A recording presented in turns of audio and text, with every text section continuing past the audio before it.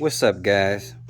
So I just made a video a little while ago on this, but I noticed when I was watching it, I was moving around like a nut. That's the only word I can say, man. I made myself dizzy looking at that video. So I'm just going to do a recap real quick. And what this video was about was how to use a variable power supply as a fast charger without breaking the bank. Now, plenty of those fast chargers like Satiator from Grin, that's $350. Although that's a very good fast charger, has a whole bunch of extra features on it. If you want all those extra features, I'm sure you don't mind paying it $350. However, if you just want to fast charge your battery for cheap, you can definitely use a variable power supply. And what I mean by variable, I mean a CC and a CV power supply. That means you can control the current and you can control the voltage on it. You can set those parameters yourself. And let's see. This one here is 8 amps. Now I have a 50 amp hour battery. So if you're fast charging large battery packs, you do not want to be charging a 50 amp hour battery pack with 2 amps. You know that would take 25 hours to charge.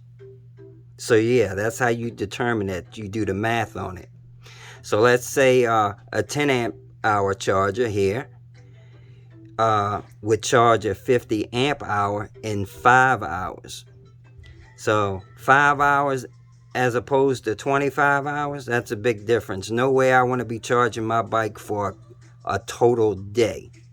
So therefore I need something a lot bigger than 2 amps. And because I'm charging a 50 amp hour, I can charge that big battery at 10 amps. Yes, I can. There's no doubt about it. So depending on the size of your battery, that will determine how much current you want to charge it at. I wouldn't advise to charge like a 15 amp hour or 20 amp hour at 10 amps. You know, you might want to do those at around 5 amps. Yeah. Anyway, charging it at 10 amps won't kill it or destroy it. It's going to heat those batteries up a little bit. And it probably would hurt your charging cycles by charging it at such a high rate. Now, in an emergency, like on a group ride or something, and you needed some juice real quick, yeah, you can get away with it.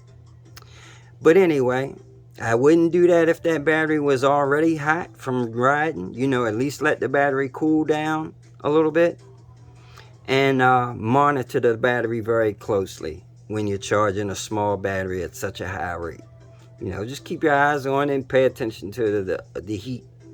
But other than that, not trying to scare anybody, it's very safe, especially if you have a BMS. The problem lies when you overcharge. You do not want to overcharge. So overcharging meaning, let's say a 52 volt battery. It's fully charged at 58.8. And that's determined by multiplying the number of cells you have times 4.2, which is full charge on an 18650. If you have different types of cells, you should know what the full charge is for those cells. But we're talking about 18650s here. All right, I'm going to demonstrate it on my battery system. Now, as those of you know, I have a Frankenstein battery system for my 70. I don't have a 72 volt. I have a 70 volt, which consists of a 52 volt pack and an 18 volt pack, both 50 amp hour.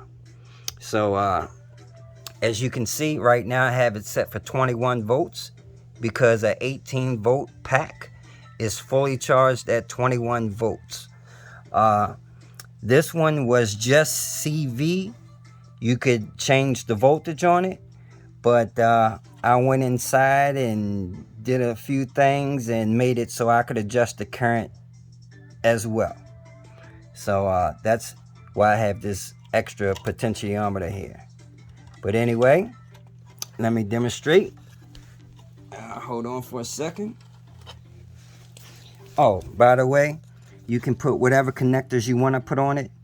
I have XT60s and an XT30 on mine.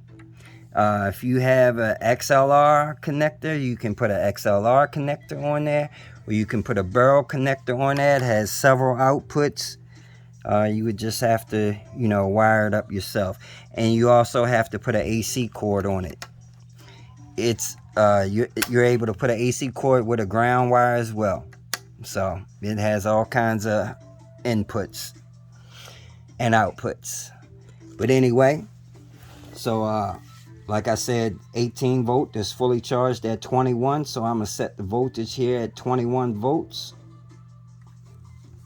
And as I said, I still have XT60s only to charge my batteries with. Those don't run power in my bike.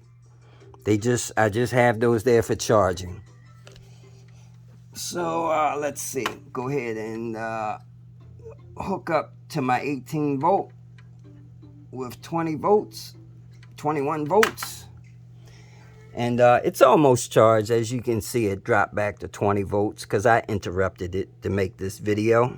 So it's only got about another volt to go. So about 10-15 minutes it'll be done. All right, so that's it. Y'all take it easy. Oh, by the way, this 10 amp power supply, variable voltage, is $50. That's right. You can get you a fast charger from using a power supply. And yes, you can use a power supply. There's nothing wrong with that. Just make sure you had the parameters set correctly. Definitely have your voltage set correctly. And you definitely want to make sure you're charging a battery with a BMS to be safe. Now, if you're a guy that knows what you're doing, you can charge a battery without a BMS. But let me warn you, you better have that voltage set correctly. Because if you don't, burn, baby, burn. Now, you also want to make sure you don't accidentally bump that variable. If you bump that variable and turn that voltage way up where it shouldn't be, you're going to have a problem. And you also want to make sure your bike or battery is charging somewhere where the kids aren't going to come up and turn the knob, where the dog isn't going to bump into it. So you just want to be safe. Normally whenever I can, I charge my batteries outside. Just to be extra safe. Anyway, that's it. Take it easy. Take care, fellas. Deuces.